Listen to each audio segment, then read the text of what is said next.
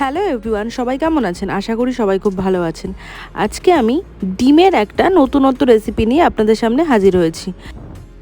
সত্যি কথা বলতে ডিম কিন্তু আমাদের বাঙালির একটা ইমোশন, কি বলেন আপনারা, তাই তো?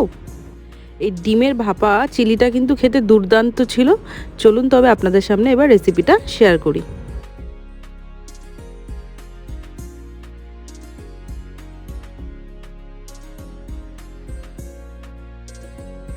এখানে আমি একটা বলে 4টে ডিমকে ফাটিয়ে নেব।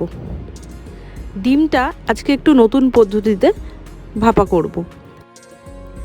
আমি এখানে সামান্য টমেটো কুচি, পেঁয়াজ কুচি, ধনেপাতা কুচি, অল্প একটু কাঁচা লঙ্কা কুচো আর দেব হচ্ছে হাফ টিস্পুন গোলমরিচ গুঁড়ো আর স্বাদ মতন লবণ। এরপর একটা ব্লেন্ডারের মাধ্যমে খুব ভালো করে সব উপকরণগুলোকে মিশিয়ে নেব।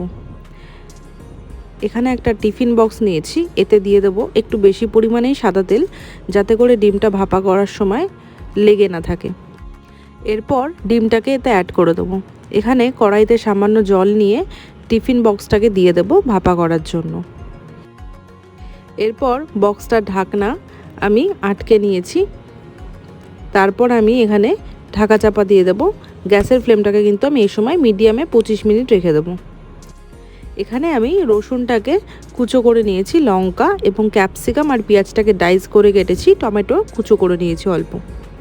এবারে আমি গ্রেভিটা বানানোর জন্য এখানে 4 টেবিল স্পুন টমেটো কেচাপ নিয়েছি, 1 tablespoon green chilli sauce নিয়েছি, 1 tablespoon red chilli sauce নিয়েছি আর নিয়েছি হচ্ছে 1 টেবিল স্পুন সয়া সস আর হচ্ছে 1 টেবিল স্পুন ভিনেগার।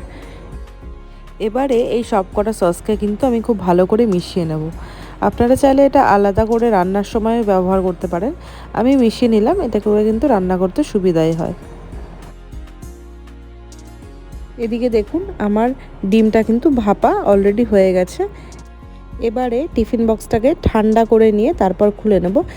এবারে একটা ছুরির সাহায্যে আপনাদেরকে দেখাচ্ছি, দেখুন ডিমটা কিন্তু ভালো করে কুক হয়ে গিয়েছে।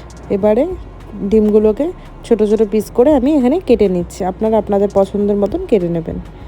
দেখুন সব কটা ডিম আমি কেটে প্লেটে তুলে নিয়েছি।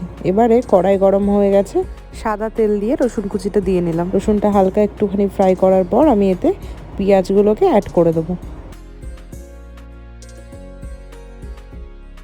বেশি কোনোটাই ভাজবো না, যাতে ক্রাঞ্চিনেসটা থাকে, হালকা হালকা ফ্রাই করব। ক্যাপসিকামগুলোকে দিয়ে দিলাম এর মধ্যে। এরপর টমেটো কুচোগুলোকেও এর মধ্যে অ্যাড করে দিলাম। আমি সামান্য কিছু টমেটো অ্যাড করেছিলাম গ্রেভিটা যাতে একটুখানি ঠিক হয়। আপনারা চাইলে এটা স্কিপও করতে পারেন। তারপর যে গ্রেভির জন্য যে সসটা তৈরি করেছিলাম সেটা এতে অ্যাড করে দিলাম। এবারে এই রান্নাটা কিন্তু টোটালটাই হাই ফ্লেমে হবে। চাইনিজ কিন্তু সব রান্নাই হাই ফ্লেমে হয়, তো সুতরাং রান্নাটা হাই ফ্লেমে করারই চেষ্টা করবেন। সামান্য এর মধ্যে একটু গোলমরিচের গুঁড়ো আমি অ্যাড করে দেবো। এরপর যে বাটিটাতে আমি সস বানিয়েছিলাম সেই বাটিটার মধ্যে 2 চামচ কর্নফ্লাওয়ার গুলে নেব ঠান্ডা জলে। কর্নফ্লাওয়ার কিন্তু অলওয়েজ ঠান্ডা জলে গুলতে হয়, নাহলে কিন্তু লামস হয়ে যাবে। এটাকে অ্যাড করে দেবো। ভালো করে একটু নাড়িয়ে চাড়িয়ে নিয়ে এরপর আমি এতে ডিমগুলোকে অ্যাড করে দেবো। ডিমগুলোকে কিন্তু এরপর খুব হালকা হাতে গ্রেভিটার সাথে মিক্সড করে নিতে হবে।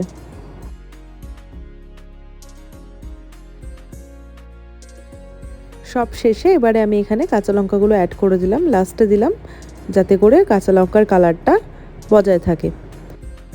সব কিছু আর একবার ভালো করে মিশিয়ে নেব। তৈরি হয়ে গেছে কিন্তু আমাদের ভাপা ডিমের চিলি। চলুন তবে এবার আপনাদেরকে সার্ভ করে দেখাই।